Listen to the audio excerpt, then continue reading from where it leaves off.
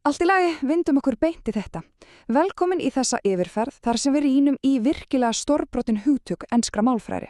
Þetta er Lexía 11 og í dag skoðum við afar heillandi fyrirbæri, eitthvað sem gæti hreinlega umbreytt því hvernig við tjáum okkur á ensku, sjálfa tímabrúna. Í fyrri yfirferðum höfum við oft einangrað fortíðina annars vegar og nútíðina hins vegar. Hugsum okkur þær sem tvær aðskildar eyjar út í hafi. En þessi málfræði bygging, sem á ensku kallast present perfect, virkar beinlínis sem brú. Hún tengir aðgerð sem gerðist í fortíðinni við afleiðingu sem er raunveruleg og áþreifanleg, einmitt núna, í dag. Snilld, ekki satt? Hér er dagskráin okkar. 1. Tímabrúin. 2. Töfraformúlan. 3. Leyndarmál lífsreynslunar. 4. Atburður í fortíð, afleiðing í nútíð. 5. Stóru spurningarnar. Og að lokum 6. Stóra málfræðigildran. Þetta kerfisbundna plan mun gera það að leik einum að ná fullkomnum tökum á þessu formi. Kafli 1. Tímabrúin.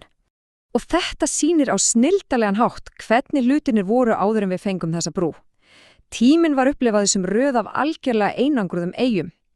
Hér höfum við Lexíu 6, þar sem fortíðin ríkti einu sér með orðum eins og í gær eða í fyrra.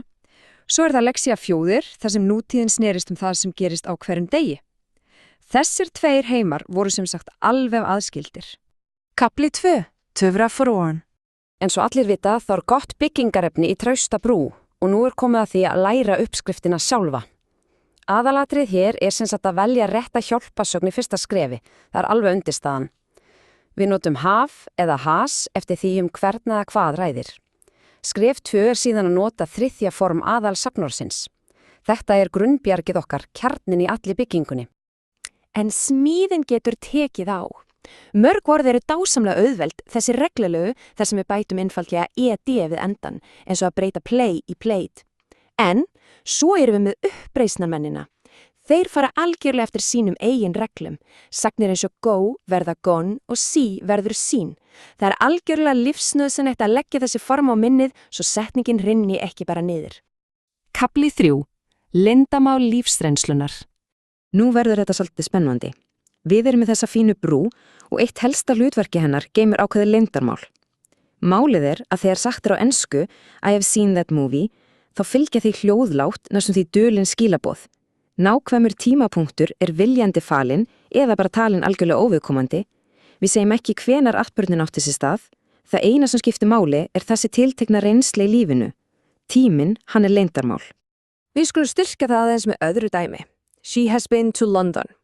Það skiptir nákvæmlega engu máli hvort það var fyrir áratug eða í síðustu viku. Upplýsingarnar miðla engungu þeirri einu staðreind að þessi reynska sé til staðar í dag.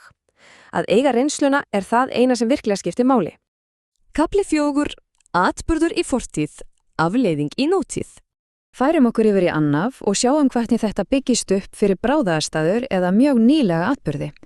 Vinstra megin höfum við eitthvað sem gerðist rétt í þessu, eins og að týna lyklunum eða fótbrottsna. Hægra megin sjáum við afleiðinguna sem er óneitanlega raunveruleg í þessari andra. Útidyrrar eru læstar núna af því að lyklarnir hurðu í fortíðinni. Fóturinn er í gifsi núna af því að hann brotnaði. Atburðurinn hefur áallt bein og líkamlega áhrif á líðandi stund. Kafli 5. Stóru spurningarnar. Að segja frá er frábært, en hvernig eigum við að spyrja aðra út í þeirra lífsreynslu? Það er í raun rosalega einfalt, við færum hjálparsögnina bara beint fremst í settinguna. Og svo bætist við þetta flotta töfraorð ever. Svo við fáum spurningar eins og Have you ever eaten sushi?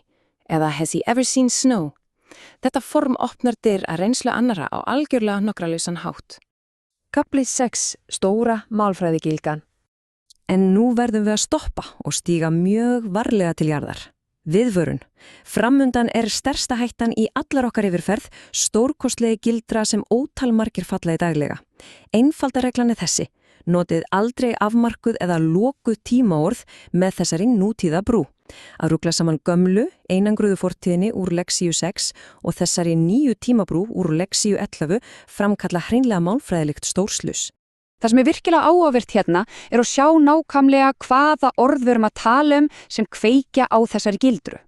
Orð eins og yesterday, last year eða nákvæm ártöl eins og in 2010 skrúfa beinlýsis fyrir tíman. Þau gera hann lokaðan. Leið og þau heyrast brotnar brúin. því atburðurinn hættir algjörlega að vera tengdur við nútíðina. Sjáum þetta svart á hvítu. Að segja I have seen that movie yesterday alveg afleitt því þar verið að reyna að halda tímanum leyndum en nefnan samtímis. Það gengur að veit ekki upp. Annarkvort nefnum við nákvæmlega hvenar það gerðist, eins og í leksíu 6 með I saw that movie yesterday, eða við geymum leyndarmáðið og notum brúna fallega I have seen that movie. Valið gjörsamlega skýrt, við getum hreinlega aldrei gert bæði. Þá brúin fullbyggð og við vitum nákvæmlega hvar stóra gildran liggur. Svo nú stendur eftir ein gríðarlega spennandi spurning. Hvaða ótrúlegu lífsreynslu ætlum að deila næst af fullu öryggi? Við erum loksins komin með verkfærin og þekkinguna til að gera einmitt það. Kærar þakkir fyrir að fylgjast með þessari yfirferð. Takk fyrir að horfa. Haltu áfram að læra með Slowingo.